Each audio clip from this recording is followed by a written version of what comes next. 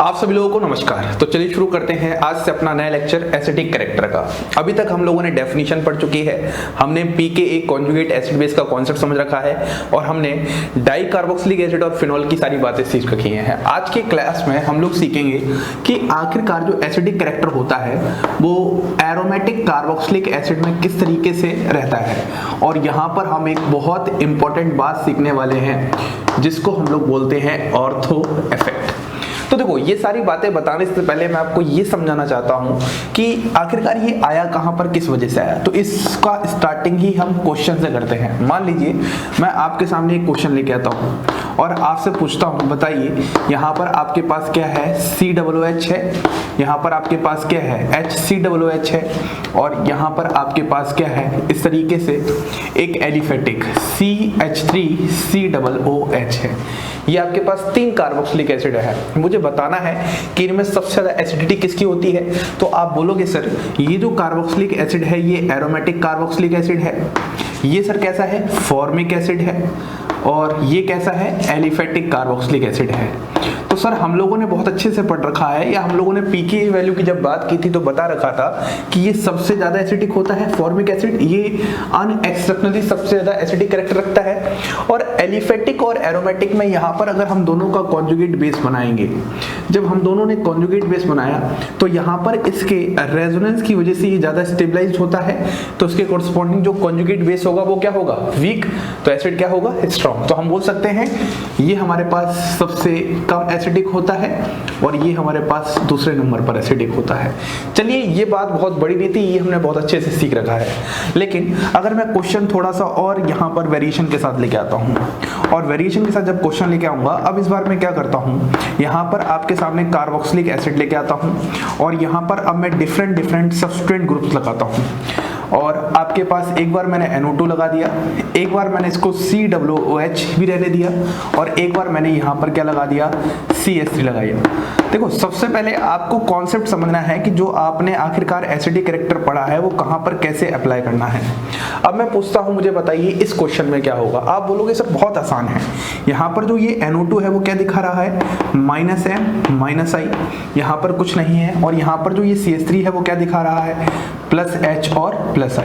और सर आपने ही बताया था कि हमेशा जो आपका एसिडिक कैरेक्टर होता है वो इलेक्ट्रॉन विड्रॉइंग ग्रुप की वजह से क्या करता है, इंक्रीज करता है, और इलेक्ट्रॉन रिलीजिंग ग्रुप की वजह से क्या करता है, डिक्रीज करता है।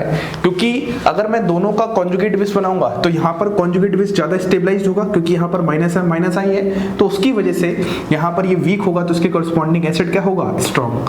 तो नंबर 1 तो हमारे पास ये हो जाएगा। नंबर 2 हमारे पास ये क्यों हो जाएगा, क्योंकि यहाँ पर कोई भी इलेक्ट्रॉन रिलीजिंग ग्रुप नहीं है, और ये वाला नंबर लास्ट हो जाएगा। तो अभी तक आपको इसमें इतनी दिक्कतें नहीं आ रही, लेकिन मान लीजिए अब क्वेश्चन को थोड़ा सा हम और बदलाव करके इस लेके आते हैं। वो क्वेश्चन हमारे पास कैसा है कि यहाँ पर हमारे पास क्या है, COOH है, और यहाँ पर हमारे पास क्या है, NO2 है। ऐसे ही यहाँ पर भी हमारे पास क्या है, COOH है, और इस बार मैंने मेटा पर NO2 लगा दिया, और ऐसे ही आपके पास यहाँ पर भी COOH है, और इस बार मैंने पैरा पर NO2 लगा दिया। अब आपसे मैं पूछता हूँ, बताइए यहाँ पर ऑर्डर क्या होगा। तो आप बोलोगे सर यहाँ पर भी बहुत आसान सवाल है, हमें तीनों ही NO2 अगर लगा के दिए हैं तो हम बोलेंगे कि सर इस NO2 का क्या होता है, -M -I होता है। बिल्कुल, इस NO2 का ये सिर्फ कहाँ पर है, मेटा पर है, और हमने बहुत अच्छे से पढ़ रखा है मेटा पे सिर्फ इंडक्टिव वर्क करता है, और इस वाले में हमारे पास क्या होगा, -M -I होगा। तो आप बोलोगे सर इन दोनों में तो इलेक्ट्रॉन विड्रॉइंग ग्रुप नेचर ज्यादा है, क्योंकि -M -I है, तो हम बोलेंगे ये सबसे कम एसिडिक हो जाएगा, ये नंबर 3rd हो जाएगा। अगर मैं इन दोनों की बात करता हूं तो देखो जो मेसोमेरिक और मेसोमेरिक है वो तो इससे कैंसिल आउट है, क्योंकि वो डिस्टेंस डिपेंडेंट नहीं है, लेकिन इंडक्टिव इफेक्ट डिस्टेंस डिपेंडेंट है, और डिस्टेंस डिपेंडेंट की वजह से यहाँ पर ये डोमिनेट कर जाएगा, यहाँ पर -I, तो electron withdrawing group nature increase कर जाएगा।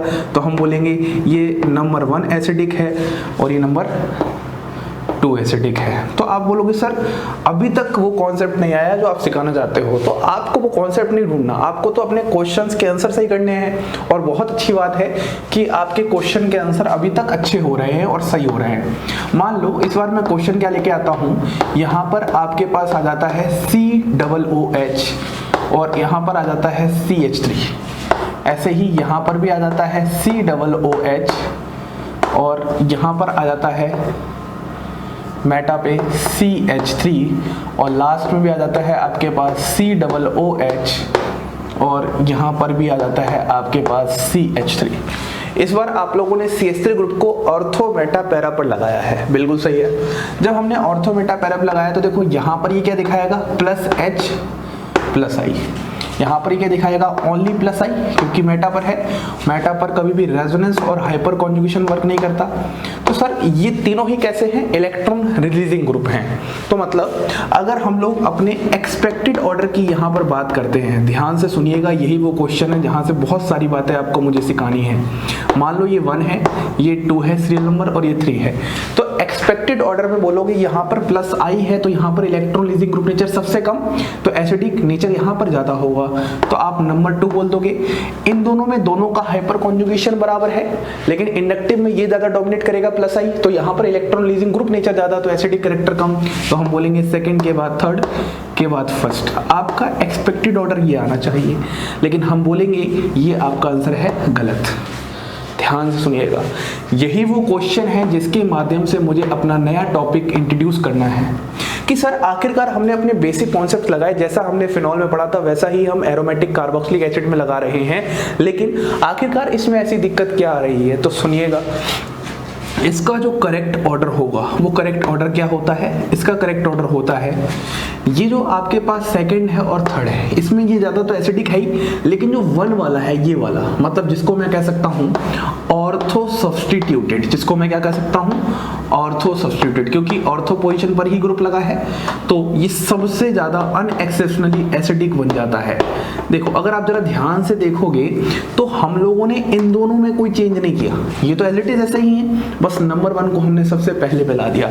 तो आपका सवाल यहीं से शुरू होगा कि सर आखिरकार इसके ऑर्थो सब्स्टिट्यूट में ऐसा क्या है जिसकी वजह से ये सबसे ज्यादा एसिडिक हो गया। तो आपको बात सिर्फ इतनी समझनी है यहाँ से। देखो इस वाले केस में हमें कोई दिक्कत क्यों नहीं, क्योंकि ये तो क्या था, इलेक्ट्रॉन विड्रॉइंग ग्रुप था, तो वो तो बाय डिफॉल्ट ही नंबर 1 आ चुका है। लेकिन अगर यहाँ पे भी ये पीछे आता तो मैं इसको नंबर 1 पे लेके आता। तो कहने का मतलब ये है, जो भी कार्बोक्सिलिक एसिड होते हैं, सबसे पहले पॉइंट समझ लो फिर हम इसको समझने की कोशिश करेंगे।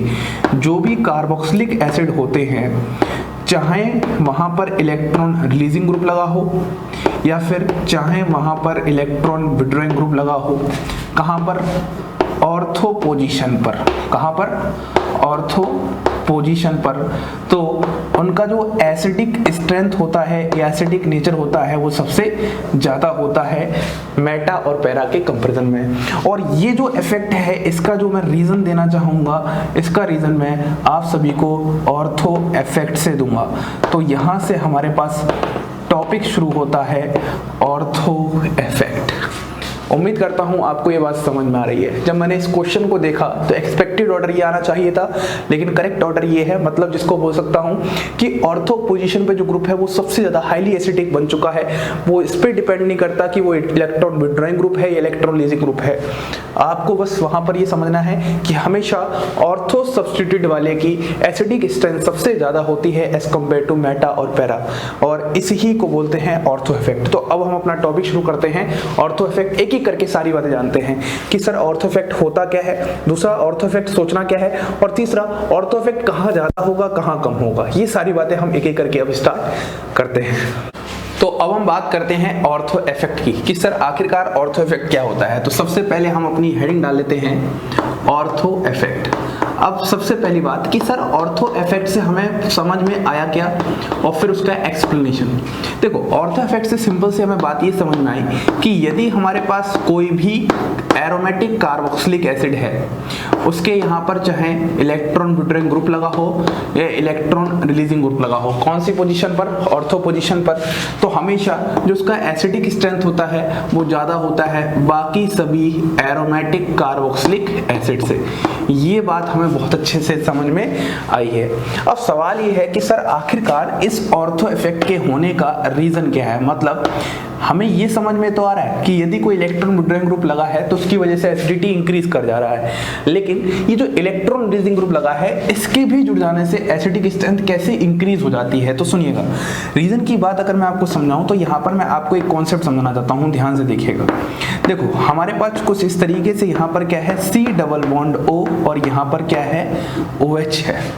अब यहाँ पर मैं आपसे बात करता हूँ, देखो यहाँ पर ये है, ये ऑक्सीजन का लोन पेयर यहाँ पर जाएगा तो आपके पास क्या फॉर्मेशन हो जाएगा, आपके पास कुछ इस तरीके से फॉर्मेशन हो जाएगा। देखो यहाँ पर C और यहाँ पर क्या जाएगा, O माइनस, यहाँ पे डबल बॉन्ड OH प्लस, ठीक है। इस तरीके का आपके पास फॉर्मेशन हो चुका है। अब आप ध्यान से समझिएगा, हम चाहते ये हैं कि ये जो ऑक्सीजन और हाइड्रोजन बॉन्ड है ये जितनी आसानी से टूट जाए उतना ज़्यादा एसिडिक स्ट्रेंथ होगा।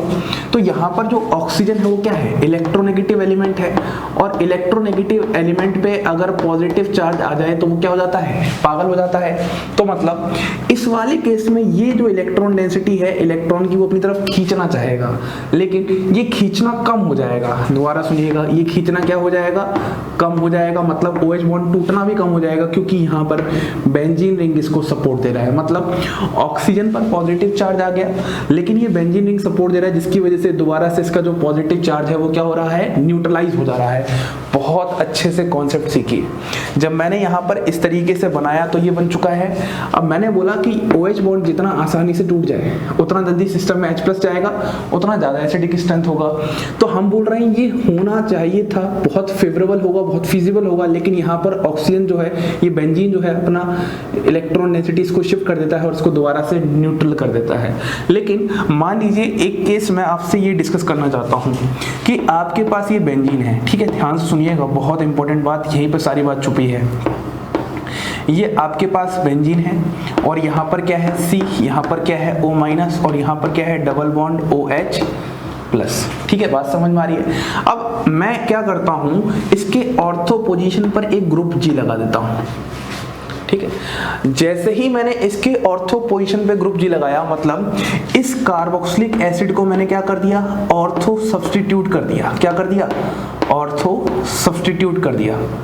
जैसे ही मैंने इसको ऑर्थो सब्स्टिट्यूटेड किया तो अब आप मुझे बताइएगा, क्या ये बेंजीन रिंग अपना इलेक्ट्रॉन डेंसिटी अब इसकी तरफ देके इसको न्यूट्रलाइज कर पाएगा क्या? तो सुनिएगा, ये अब कार्यक्रम पॉसिबल नहीं है, क्योंकि इस जी ग्रुप की वजह से यहाँ पर इनके बीच में क्या हो रहा है, स्टेरिक हिंड्रेंस हो रहा है, स्टेरिक हिंड्रेंस। और स्टेरिक हिंड्रेंस होने के कारण ये जो पूरा का पूरा आपको ग्रुप दिख रहा है, ये क्या चल जाएगा, आउट ऑफ प्लेन।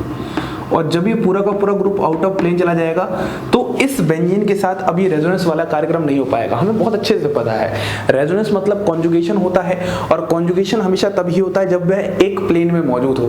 अगर मैं आउट ऑफ प्लेन कर दूं तो क्या किसी तरीके से इस बेंजीन के साथ इस ग्रुप का कॉन्जुगेशन हो पाएगा? तो आप बोलोगे नहीं हो पाएगा। तो एक्चुअली हमने किया क्या, हमने ये किया, जो पहले कार्यक्रम ये हो रहा था इसकी वजह से ऑक्सीजन हाइड्रोजन OH बॉन्ड का टूटना क्या हो रहा था, नहीं हो पा रहा था। इस बार हमने यहाँ पर जी ग्रुप मतलब ऑर्थो पोजीशन पर एक ग्रुप सब्स्टिट्यूट कर दिया, जिसकी वजह से ये बेंजीन अब इसके साथ रेजोनेंस में नहीं है। बात समझ में आ रही है? तो रेजोनेंस में नहीं है तो जिसके कारण अब इस OH बॉन्ड का टूटना बहुत आसान हो पाएगा। कैसे आसान हो पाएगा? ऑक्सीजन एक इलेक्ट्रोनेगेटिव एलिमेंट है, इस पर पॉजिटिव चार्ज आ गया है, तो अब ये ऐसा तो नहीं होगा, लेकिन अब इस बार ऐसा जरूर पॉसिबल हो जाएगा। और जब ऐसा ही पॉसिबल होगा तो सिस्टम में क्या चल जाएगा, H+, तो वहां पर एसिडिक स्ट्रेंथ क्या हो जाएगी, इंक्रीज हो जाएगी। उम्मीद करता हूं आपको ये बात बहुत अच्छे से समझ में आ रही है। और जो मैंने आपको ये समझाया है, आखिरकार हुआ क्या है, यहाँ पर रेजोनेंस का रुकना हुआ है, तो इस ही पूरे कार्यक्रम का हम लोग नाम देते हैं SIR।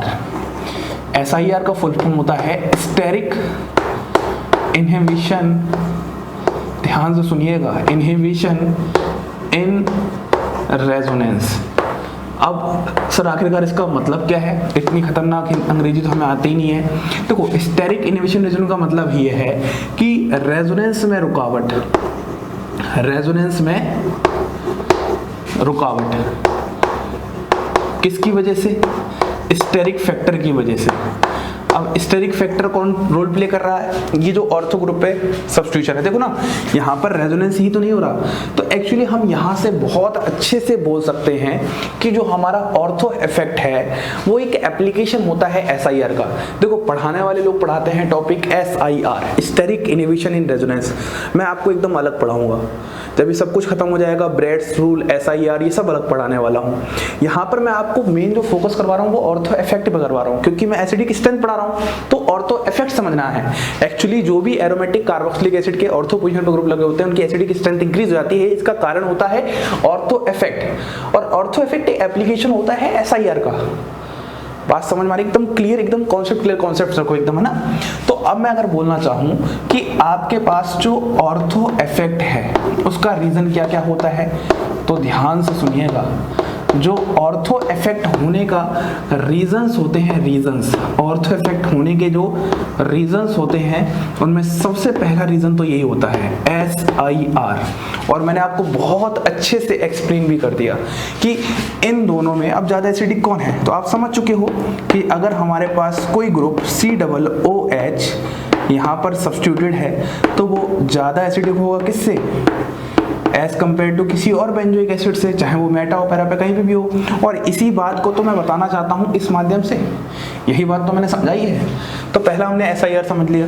अब जो दूसरा होता है वो होता है due to electronic factors, due to electronic factors. अब देखो ये बहुत बड़ी बात मैं आपको बताने जा रहा हूँ। एक बार हम SIR सुन लेते हैं, ऑर्थो इफेक्ट सुन लेते हैं, फिर तो हमें वही चमकता है और फिर हमें वही दिखता है और कुछ दिखता भी नहीं है। मैंने आपको सबसे पहला रीजन बताया ड्यू टू SIR किस तरीके से ऑर्थो इफेक्ट लगता है। अब मैं आपको ये बताना चाहता हूँ कि ड्यू टू इलेक्ट्रॉनिक इफेक्ट्स किस तरीके से ऑर्थो इफेक्ट लगेगा। तो चलिए शुरू करते हैं। तो अभी तक हमने ये बात बहुत अच्छे से समझ चुकी है कि जो ऑर्थो इफेक्ट होता है वो एक एप्लीकेशन होता है SIR का। तो मान लो अब मैं एक क्वेश्चन से ही यहाँ पर शुरुआत करता हूँ और वो क्वेश्चन हमारे पास कुछ ऐसा है। ये मेरे पास कुछ इस तरीके से एक बेंजोइक एसिड है और यहाँ पर अब मैं ग्रुप्स लगाना शुरू करता हूँ। COOH, यहाँ पर मैं Me लगाता हूँ, ऐसे ही COOH, यहाँ पर मैं 2Me लगाता हूँ और फिर लास्ट में COOH और यहाँ पर मैं लगाता हूँ CME3 और यहाँ पर भी मैं लगाता हूँ CME3। समझ जाओगे? ये आपको क्वेश्चन बताना है, आपको एसिडिक स्ट्रेंथ मुझे समझानी है। तो देखना सुनना, आप बोलोगे सर इस वाले में कहीं पे भी ऑर्थो सब्स्टिट्यूशन नहीं है, लेकिन इन सब में क्या है? ऑर्थो सब्स्टिट्यूशन है। इन सब में क्या है? ऑर्थो सब्स्टिट्यूशन है। तो अब आप बात को बहुत ध्यान से समझना। अगर इन सब में ऑर्थो सब्स्टिट्यूशन है तो पक्की बात है कि सर इन सब में ऑर्थो इफेक्ट लगने वाला है। बिल्कुल। अगर इन सब में ऑर्थो इफेक्ट लगने वाला है तो पक्की बात है यहाँ पर हम SIR की बात कर रहे हैं, क्योंकि सर जो हम लोग ऑर्थो इफेक्ट पढ़ रहे हैं उसका सबसे पहला रीजन क्या होता है? Steric inhibition in resonance. अब सवाल यहाँ पर यह आ रहा है कि सर जो SIR है आखिरकार किन किन बातों पर डिपेंड्स करता है। तो ध्यान से सुनिएगा। एक तो डिपेंड करता है नंबर ऑफ ग्रुप्स, जितने ज्यादा नंबर ऑफ ग्रुप्स उतना ज्यादा SIR। ये तो कोई बड़ी बात नहीं आपको बताने वाली। जितने ज्यादा ग्रुप बढ़ाओगे उतना ज्यादा वहां पर स्टेरिक हिंड्रेंस होगा, उतना ज्यादा वहां पर चांसेस होंगे उस ग्रुप के आउट ऑफ प्ले जाने में। और जो दूसरा होता है जितना ज्यादा बल्कि ग्रुप उतना ज्यादा वहां पर SIR। अगर आपको ये दो बातें समझ में आ चुकी हैं तो आपको अब इन केस में लगाना है। देखो ये वाला आपका सबसे कम एसिडिक हो जाएगा, बिल्कुल बात समझ में आ रही एकदम अच्छे से। तो आप बोलोगे सर ये नंबर 4 हो जाएगा। बिल्कुल। अगर मैं इन तीनों में एसिडिक कैरेक्टर की बात करता हूं तो आप बोलोगे सर तीनों में ही ऑर्थो इफेक्ट लग रहा है, लेकिन सवाल ये है कि तीनों में ऑर्थो इफेक्ट ज्यादा कहां होगा। इसमें देखो एक ग्रुप सब्स्टिट्यूट है, इसमें 2 ग्रुप सब्स्टिट्यूट है और इसमें भी 2 ग्रुप सब्स्टिट्यूट है। हम एक बात पक्की बोलेंगे, इससे ये दोनों ज्यादा क्या होंगे? एसिडिक होंगे, क्योंकि जितना ज्यादा नंबर ऑफ ग्रुप्स होगा उतना ज्यादा वहां पर क्या होगा? SIR होगा, उतना ही ज्यादा ऑर्थो इफेक्ट होगा, उतना ही ज्यादा वहां पर एसिडिक स्ट्रेंथ क्या करती है? इंक्रीज करती है। मतलब ये बात तो मुझे बहुत अच्छे से पता ही है। तो हम बोलेंगे ये हो जाएगा जाएगा नंबर थर्ड। अब इन दोनों में कौन ज्यादा होगा, इसका सवाल कौन बताएगा, बल्कि ग्रुप वाला फैक्टर। देखो इन दोनों में दो दो तो हैं ग्रुप, ये भी दो हैं और यहाँ पर भी दो है, लेकिन आपको पता है CME3 ग्रुप बहुत बड़ा है एज कम्पेयर टू इसके, तो हम बोलेंगे ये नंबर 1 एसिडिक कैरेक्टर पर आ जाएगा और ये नंबर 2 आ जाएगा। बहुत इंपॉर्टेंट बात मैं बता रहा हूँ आपको कि ऑर्थो इफेक्ट SIR का एप्लीकेशन होता है, लेकिन SIR डिपेंड दो बातों पर करता है इस तरीके से। बाद में मैं डिटेल में SIR का एक अलग से सेपरेट लेक्चर बताऊंगा, तब बताऊंगा कौन सा ग्रुप SIR दिखाता है कौन सा नहीं दिखाता, उसकी प्रॉपर कंडीशन क्या होती है, कब कब SIR सोचना है कब कब नहीं सोचना है, SIR को कहाँ लगाएंगे, कैसे एसिडिक स्ट्रेंथ पे लगाएंगे, बेसिक पे भी लगा सकते हैं, क्या बॉन्ड लेंथ भी चेंज कर सकते हैं, और क्या पता नहीं बहुत सारे पॉइंट्स होंगे जो मैं आपको समझाने वाला हूँ। अब मैं आपसे एक क्वेश्चन और पूछना चाहता हूँ, वो क्वेश्चन ये है, ध्यान सुनना, ध्यान से। यहाँ पर हमारे पास क्या है COOH और यहाँ पर हमारे पास क्या है OH। ऐसे ही यहाँ पर हमारे पास क्या है COOH और यहाँ पर हमारे पास क्या है OCH3। अब ध्यान सुनना, आपको इन दोनों क्वेश्चन में बताना है एसिडिक स्ट्रेंथ किसका ज्यादा, तो आप बोलोगे सर दोनों ही ऑर्थो सब्स्टिट्यूटेड है, बिल्कुल सही बात है। दोनों पे ही ऑर्थो इफेक्ट लग रहा है, बिल्कुल सही बात है। और ऑर्थो इफेक्ट किसका एप्लीकेशन होता है, SIR का। SIR किस पे डिपेंड करता है, नंबर ऑफ ग्रुप्स पे, दोनों पे सेम है, यहाँ पर भी एक ग्रुप है यहाँ पर भी एक ग्रुप है। दूसरा क्या था, बल्कि ग्रुप, तो हम बोलेंगे सर ये वाला ग्रुप क्या है, बल्कि है, तो आपके पास क्या आना चाहिए था, बल्कि ग्रुप तो ज्यादा ऑर्थो इफेक्ट, तो आपका ये एसिडिक स्ट्रेंथ का आंसर होना चाहिए था। लेकिन ये बात बिल्कुल गलत है, यहाँ से दिमाग चलना शुरू होना चाहिए कि सर आखिरकार क्या बात है जिसकी वजह से ये वाला कम एसिडिक हो जाएगा और ये वाला ज्यादा एसिडिक हो जाएगा। तो मैंने अभी बताया, तो मतलब पहले इसका आंसर जान लेते हैं। तो पहले मैं इसका आंसर ये बता रहा हूँ कि आपके पास जब यहाँ पर COOH होगा ये ज़्यादा एसिडिक होता है एज कंपेयर टू COOH और यहाँ पर OCH3, क्योंकि मैंने अभी समझाया कि जो आपका ऑर्थो इफेक्ट होता है, ऑर्थो इफेक्ट होने के दो रीज़न होते हैं, एक नहीं होता। एक तो होता है SIR जो आपने अभी पढ़ा, और एक और होता है इलेक्ट्रॉनिक फैक्टर्स। देखो यहाँ पे अभी भी ऑर्थो इफेक्ट जरूर लग रहा है, लेकिन इस बार जो रीजन होगा ऑर्थो इफेक्ट का वो होगा इलेक्ट्रॉनिक इफेक्ट्स। इसका मतलब क्या है, इसका मतलब ये है, देखो जब आप इसका कॉन्जुगेट बेस बनाओगे, ध्यान से सुनिएगा, C डबल बॉन्ड O और यहाँ पर OH और यहाँ पर क्या था, OH था। जब आप इसका कॉन्जुगेट बेस बनाएंगे तो कॉन्जुगेट बेस बनाने के बाद आपके सामने जो एक तस्वीर होगी वो तस्वीर कुछ ऐसी होगी, C यहाँ पर O, यहाँ पर इस तरीके से ये हट जाएगा तो माइनस आ जाएगा, और इस माइनस में क्या होगा, रेजोनेंस हो जाएगा, और यहाँ पर क्या था, OH ग्रुप था, यहाँ पर माइनस हाफ, यहाँ पर माइनस हाफ, और ये कैसा स्ट्रक्चर है, इक्विवेलेंट रेजोनेटिंग स्ट्रक्चर है। और यहाँ पर देखो O और H के बीच में क्या हो रही है, हाइड्रोजन बॉन्डिंग। तो हम बोलेंगे इसका जो कॉन्जुगेट बेस है वो बहुत ज़्यादा क्या है, स्टेबलाइज्ड है। स्टेबलाइज्ड क्या है, ज़्यादा। उसका रीज़न क्या है, इलेक्ट्रॉनिक फैक्टर्स। और अगर स्टेबलाइज ज़्यादा है तो ये क्या हो जाएगा, वीक, तो उसके कॉरस्पॉन्डिंग एसिड क्या हो जाएगा, स्ट्रॉन्ग। तो उम्मीद करता हूँ आपको इस क्वेश्चन का आंसर बिल्कुल अच्छे से समझ में आया होगा। आपके अकॉर्डिंग ये होना चाहिए था, क्योंकि आप SIR रीजन सोच रहे हो, तो सुनिएगा, ऑर्थो इफेक्ट का रीजन SIR अधिकतर होता है, लेकिन ऑर्थो इफेक्ट दो रीजन की वजह से होता है, एक SIR भी होता है और एक इलेक्ट्रॉनिक फैक्टर्स भी होता है। कोई नहीं पढ़ाता मार्केट में ये सब बातें, कोई नहीं बताता। आपको मैं बता रहा हूँ, अपने कॉन्सेप्ट बहुत अच्छे से क्लियर करो, एक एक बात, एक एक चीज़ बहुत अच्छे से क्लियर होगी, तब जाके आपके सारे कॉन्सेप्ट वर्क करेंगे, तब आपको समझ में आएगा। अब मैं आपको SIR पढ़ा देता, उसमें खो देता एकदम, और आपसे ये क्वेश्चन ना बन पाता, तो फायदा क्या। आप वो पढ़िए, उस समय पढ़िए जब उस समय ज़रूरत है। SIR हम पढ़ेंगे डिटेल में बाद में, लेकिन हमें तो ये समझना था और हमने समझ लिया। अब हमारा हो गया बात खत्म। तो कुल मिला के दो बातें यहाँ से निकल के आई। सबसे पहली बात ये निकल के आई कि कोई भी अगर आपके पास एरोमेटिक कार्बोक्सिलिक एसिड होता है, उसके ऑर्थो पोजीशन पे कोई ग्रुप होता है, चाहे वो इलेक्ट्रॉन विड्रॉइंग हो चाहे वो इलेक्ट्रॉन लीजिंग हो, उसकी एसिडिक स्ट्रेंथ हमेशा ज्यादा होती है एज कम्पेयर टू बाकी सबके। और दूसरी बात ये समझ में आई कि हमेशा रीजन SIR नहीं होता ऑर्थो इफेक्ट का, कभी कभी इलेक्ट्रॉनिक फैक्टर भी वर्क करता है, जहां पर आपको कॉन्जुगेट बेस निकाल के उसके स्टेबलाइजेशन के बारे में भी सोचना होता है। ठीक है, ये सारी बात समझ में आ रही हैं। अगर इतनी बातें आपको समझ में आ रही हैं तो अब हम अपने कुछ और बेहतरीन से सवाल करते हैं, जहां पर आपके ऑर्थो इफेक्ट से रिलेटेड एप्लीकेशंस की मैं बात करता हूं। अब हम बात करते हैं इन सवालों की। जो भी अभी तक हमने सीखा है वो सिर्फ हमें अप्लाई करना है, तो दिमाग में हमारे सिर्फ ऑर्थो इफेक्ट चलना चाहिए। जब भी एरोमेटिक कार्बोक्सिलिक एसिड होते हैं तो उस केस में ऑर्थो इफेक्ट सबसे इंपॉर्टेंट बात होती है, और आपको एरोमेटिक कार्बोक्सिलिक एसिड के अलावा कहीं पर ऑर्थो इफेक्ट सोचना भी नहीं है। तो अगर मैं आपसे बात करता हूं तो यहाँ पर क्या होगा, देखो COH है, यहाँ पर OH ग्रुप लगा है ऑर्थो पोजिशन पर, और यहाँ पर दो OH ग्रुप लगे हैं ऑर्थो पोजिशन पर। देखो यहाँ पर जरूरी बात है, इन दोनों में ही क्या लग रहा है, ऑर्थो इफेक्ट लग रहा है। ठीक है, लेकिन यहाँ पर जो ये ऑर्थो इफेक्ट है वो ड्यू टू इलेक्ट्रॉनिक फैक्टर्स है, ना कि SIR है। मतलब यहाँ से जो कॉन्जुगेट बेस बनेगा, इसमें एक अगर हाइड्रोजन बॉन्डिंग है तो यहाँ पर क्या होंगी, 2 हाइड्रोजन बॉन्डिंग होंगी, तो इसका कॉन्जुगेट बेस सबसे स्टेबलाइज्ड होगा, तो ये वीक होगा, तो इसके कोरस्पॉन्डिंग एसिड सबसे ज्यादा स्ट्रॉन्ग होगा। तो हमारे पास आंसर क्या आ जाएगा, ये वाला आ जाएगा। अब मैं इस सवाल की बात करता हूँ। देखो यहाँ पर OH ग्रुप है, बात समझ में आ रही है, तो हम बोलेंगे इस वाले कंडीशन पे तो हमारे पास क्या लग रहा है, ऑर्थो इफेक्ट लग रहा है। ये बात अच्छे समझ में आ रही है, तो आप इसका ग्रुप भी दिखा सकते हो +M और -I। इस वाले में क्या दिखा सकते हो, सिर्फ -I, और इस वाले में क्या दिखा सकते हो, +M -I, जहां पर +M is greater than -I।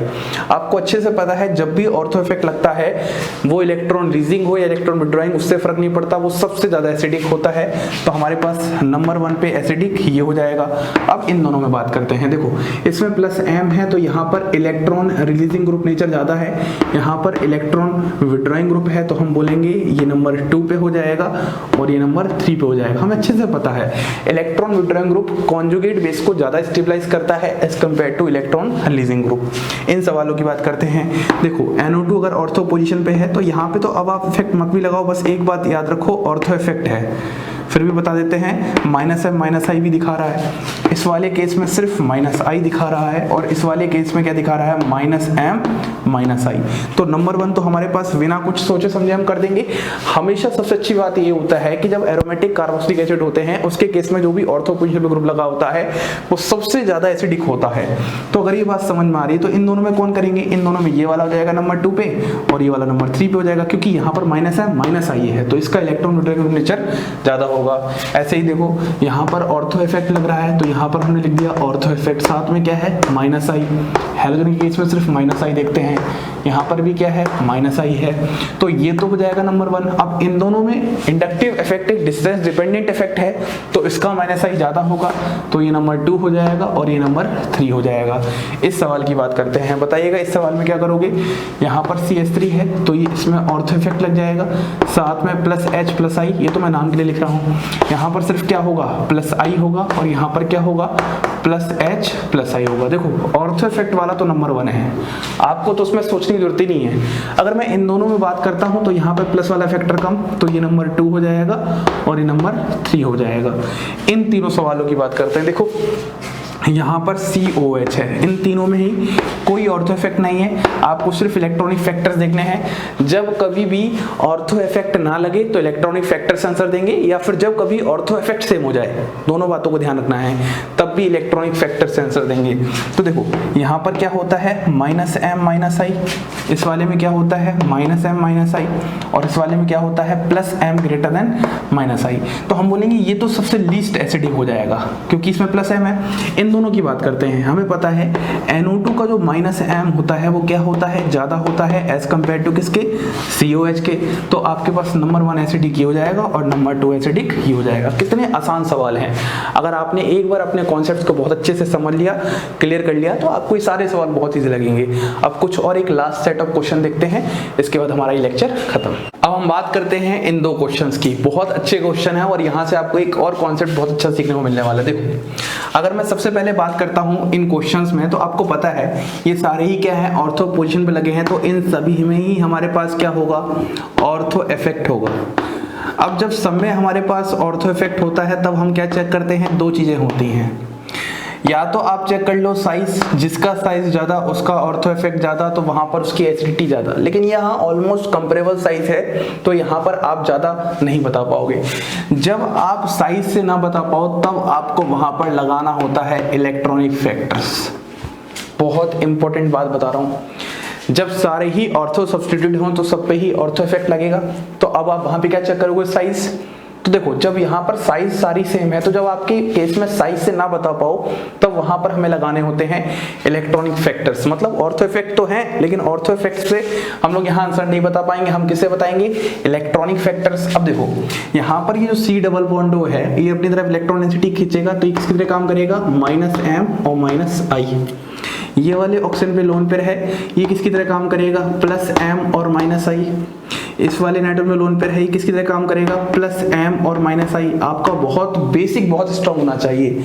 और यहाँ पर C डबल बॉन्ड है, तो यहाँ पर भी -m -I। देखो दो तो आपके पास क्या है, इलेक्ट्रॉन विड्रॉइंग ग्रुप है, ये भी इलेक्ट्रॉन विड्रॉइंग ग्रुप है और ये भी इलेक्ट्रॉन विड्रॉइंग ग्रुप है, और ये दोनों क्या है, इलेक्ट्रॉन रिलीजिंग ग्रुप। क्योंकि हमारे पास इस वाले केस में क्या कर रहा है, +m डोमिनेट कर रहा है, मतलब इन दोनों की एसिडिटी ज्यादा होगी इन दोनों से। ये बात तो एकदम क्लियर है। अब सवाल ये है कि सर दोनों में ज्यादा अच्छा इलेक्ट्रॉन विड्रॉइंग कौन है, तो आप तो ये देखो -m ज्यादा किसका है। तो देखो यहाँ पर ऑक्सीजन से यहाँ पर लोन पेयर मिल रहे हैं इसकी तरफ, तो ये सामने वाले से खींचेगा, ये भी यहाँ पर सामने वाले से खींच रहा है, यहाँ पर नाइट्रोजन से लोन पेयर मिल रहा है, मतलब इसकी इलेक्ट्रॉनिविटी क्या होती है, लेस। अगर ये लेस इलेक्ट्रॉनिविटी रखेगा तो यहाँ पर ये लोन पेयर आसानी से देगा, तो इस C डबल बॉन्ड का यहाँ से खींचना क्या हो जाएगा, कम। मतलब मैं बोलूंगा इसका -m क्या हो जाएगा, कम। अगर इसका -m कम, तो ये सबसे अच्छा इलेक्ट्रॉन विड्रॉइंग ग्रुप, तो नंबर 1 एसिडिक क्या हो जाएगा, ये, और नंबर 2 एसिडिक क्या हो जाएगा, ये। अब बात करते हैं इन दोनों में, बात समझ में आ रही है आपको। मैंने यहाँ पर कैसे चेक किया, सिंपल सा, मैं आपसे C डबल बॉन्ड CH3 और C डबल बॉन्ड NH2 में -m का बात पूछ रहा हूँ।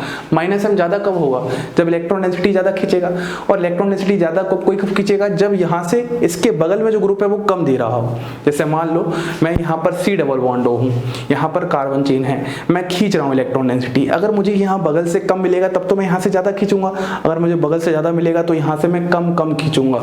तो वही बात मैं यहाँ समझाने की कोशिश कर रहा हूँ। अब मैं इन दोनों सवाल में बात करता हूँ। देखो यहाँ पर ऑक्सीजन है, मोर इलेक्ट्रोनेगेटिव, यहाँ पर नाइट्रोजन है, लेस इलेक्ट्रोनेगेटिव, तो इसमें +m ज्यादा है, तो इसका इलेक्ट्रॉन रिलीजिंग ग्रुप नेचर ज्यादा है, तो हम बोलेंगे इसकी एसिडिटी सबसे कम।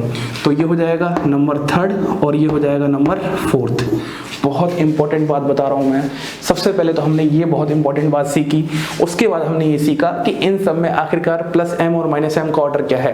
तो इसलिए मैं बोलता हूं आपके बेसिक कॉन्सेप्ट बहुत अच्छे होने चाहिए। जब मैं आपको रेजोनेंस पढ़ा रहा था, रेजोनेंस में टाइप्स पढ़ाए थे और फिर टाइप्स में आपको फैक्टर्स पढ़ाए थे, ओवरलैपिंग, इलेक्ट्रोनेगेटिविटी, है ना, ये सारी बातें बताई थी।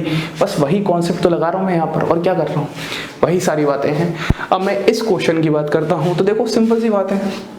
आप बोलोगे सर ये OH है, ये COOH है, ये SO3H है, यहाँ पर NO2 है, तो आप बोलोगे इस वाले केस में +m is greater than -I, इस वाले केस में -m -I, इस वाले केस में -m -I, और इस वाले केस में भी -m -I। अब आप बोलोगे सर देखो 3 केस में तो -m -I, तो ये तीनों तो इलेक्ट्रॉन विड्रॉइंग ग्रुप है और इलेक्ट्रॉन रिलीजिंग है, तो नंबर 4 तो ये हो जाएगा बेझिझक, बिल्कुल। अब मैं इन तीनों में बात करता हूँ, तो आप बोलोगे सबसे ज्यादा NO2 का होता है, NO2 का इफेक्ट सबसे ज्यादा। अगर NO2 का इफेक्ट ज्यादा तो नंबर 1 पे एसिडिक आप ये कर दोगे और गलती कर दोगे। ध्यान से देखो, आपको इसका इफेक्ट नहीं देखना, इफेक्ट आपको इसका देखना था। यहाँ पर ये तो सल्फोनिक एसिड है, ये गलती मत कर देना। और हमें पता है sulphonic acids are much stronger acid than aromatic carboxylic acid, तो हम बोल देंगे नंबर 1 हमारे पास ये हो जाएगा, नंबर 4 ये हो जाएगा। अब इन दोनों में बात करते हैं, इन दोनों में अभी भी बताया था, ये नंबर 2 हो जाएगा क्योंकि NO2 का -m ज्यादा है, और ये नंबर 3 हो जाएगा। आपको क्या ये बात समझ में आ रही है? SO3H है, आप इसको देखकर इसके रिस्पेक्ट में मत चेक करो, आप तो ये देखो कि ये एरोमेटिक सल्फोनिक एसिड है, और एरोमेटिक सल्फोनिक एसिड का pK वैल्यू कम होता है तो उनका एसिडिक कैरेक्टर ज्यादा होगा। तो ये कुछ बेहतरीन क्वेश्चंस थे आपके सामने। यहाँ पर हमारा पूरा ऑर्थो इफेक्ट से रिलेटेड जो भी एरोमेटिक कार्बोक्सिलिक एसिड रिलेटेड सारी बातें थी मैंने आपको सारी बता दी। तो आपको हमेशा इसी तरीके से इसी अप्रोच में सारे क्वेश्चंस में करना है।